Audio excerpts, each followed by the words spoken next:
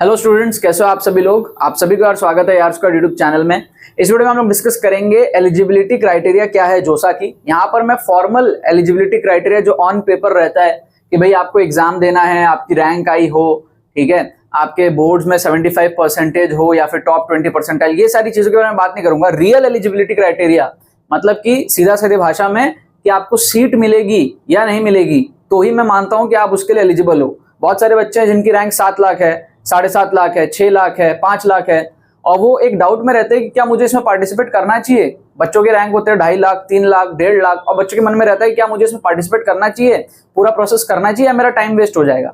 ठीक है, तो जिन बच्चों को सीट मिलेगी वही मेरे को लगता है एक्चुअली एलिजिबल है। जैसे फॉर एग्जांपल बहुत सारे बच्चों ने जे एडवांस क्रैक किया, क्रैक करने से तो आपको आईआईटी में सीट नहीं मिल रही तो आपको एलिजिबल नहीं मानूंगा मैं। ठीक है, जिन बच्चों को सीट मिल रही है वही एक्चुअली एलिजिबल है ना। अगर आपकी रैंक 35,000 है आईआईटी के अंदर में तो आपको नहीं मिल रहा, आप जनरल कैटेगरी के अंदर हो अगर, तो आपको उस केस में ट्राई नहीं करना चाहिए मेरे हिसाब से। बहुत सारे बच्चों को मैंने देखा है जो पूरा भरते रहते टाइम वेस्ट करके क्या फायदा। मतलब कोई चीज की प्रोबेबिलिटी 0 ही है तो उसमें आपको टाइम वेस्ट करके कोई फायदा नहीं है। तो यहां पर मैं बताऊंगा एक्चुअली कितने रैंक वाले बच्चों को, अगर प्रोबेबिलिटी 5% भी है, 2% भी, 1% भी, आप ट्राई करो तो कितने रैंक तक के बच्चों को ट्राई करना चाहिए जोसा में, वो मैं आपको यहाँ पर इस वीडियो के अंदर में बताने वाला हूँ। जनरल कैटेगरी हो चाहे एससी एसटी कैटेगरी हो। उससे पहले आपको बता दूं ये हमारा पर्सनलाइज्ड काउंसलिंग सपोर्ट है। इसमें चॉइस फिलिंग लिस्ट आपके लिए मैं बनाता हूं पर्सनली। जो भी बच्चे इसमें एनरोल किए वो मेरे से पर्सनली चॉइस फिलिंग लिस्ट अपना बनवा रहे हैं, कस्टमाइज उनके रैंक के हिसाब से, उनके प्रेफरेंस के हिसाब से। तो अगर आपको बनवाना है लिंक डिस्क्रिप्शन में जाकर अभी एनरोल करो। फर्स्ट 100 स्टूडेंट्स के लिए ऑफर है और बहुत जल्दी 100 स्टूडेंट्स यहाँ पे कंप्लीट हो जाएंगे। First come first serve basis है।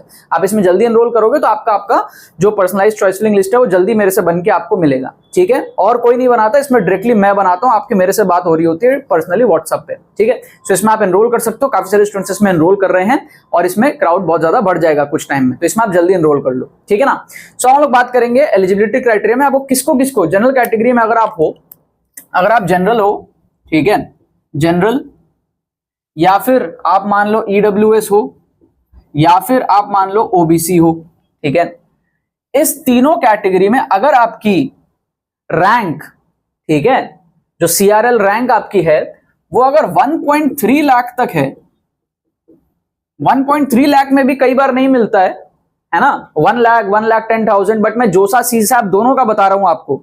जोसा और सीसैप अगर आप दोनों में एंड तक रुकते हो तो 1.3 लाख तक अगर आपकी रैंक है तो आपको यहां पे ट्राई करना चाहिए जोसा और सीसैप दोनों में। हो सकता है जोसा में ना मिले, सीसैप में मिल जाए। ठीक है, तो ये आपको ध्यान में रखना है कि यहां पे भी परसेंटेज बहुत कम है। 1 लाख, 1,05,000 तक तो ठीक है, बट 1,30,000 में भी आपको बहुत एंड तक जो है वेट करना पड़ेगा। But still there is some probability. आप 1,40,000 हो, थोड़ा सा एंथुसियाज्म रखते हो, आप ट्राई कर सकते हो। ठीक है, सो इन बच्चों को यार जोसा के अंदर में और सीसैप के अंदर में पार्ट लेना चाहिए।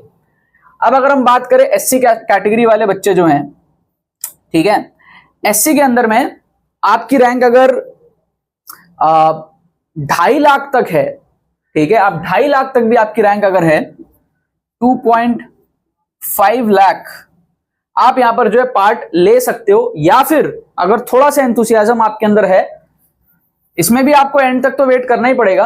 2.5 से 3 लाख तक इसमें कोई गारंटी नहीं है कि मिलेगा, बट आपको ट्राई करना चाहिए। जोसा प्लस सीसैप दोनों में, जोसा प्लस सीसैप दोनों में आपको जो है यहां पे ट्राई करना चाहिए। क्या आपको बात समझ में आ रही है? क्या आपको बात समझ में आ रही है? और एसटी कैटेगरी वाले बच्चे जो है 3.5 लाख, 4 लाख तक भी आप थोड़ा सा ट्राई कर सकते हो। यहाँ पे 3.5, 4 लाख तक भी आप ट्राई कर सकते हो। जोसा प्लस सीसैप में अगर सीट्स बची रहेंगी तो आपको मिलेंगी।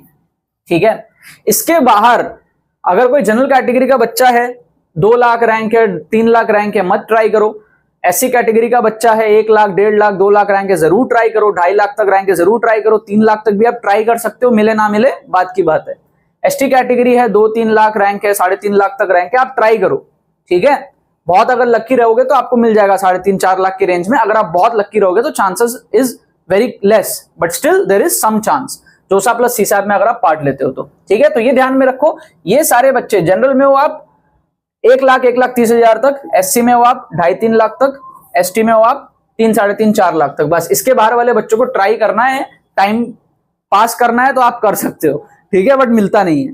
राइट। तो ये बच्चे एक्चुअली एलिजिबल है। मेरे को ये बताना था कि कौन पार्टिसिपेट कर सकता है जोसा के अंदर में, ठीक है, वही मेरे को इस वीडियो के अंदर में आपको बताना था। बहुत सारे बच्चे फालतू टाइम वेस्ट करते रहते हैं, आप उससे बेटर कोई स्टेट के कॉलेजेस देखो अपने आसपास में, ठीक है। जबरदस्ती का आप काउंसलिंग में एनरोल करते हो, कहीं ना कहीं इधर जाते हो, कुछ आपको लास्ट में सीट मिलता नहीं है, ठीक है। तो ये जो बच्चे इनकी रैंक जितनी आई है वो सारे बच्चे इसमें आप ट्राई कर सकते हो जोसा के अंदर में और सीसैप के अंदर में, ठीक है।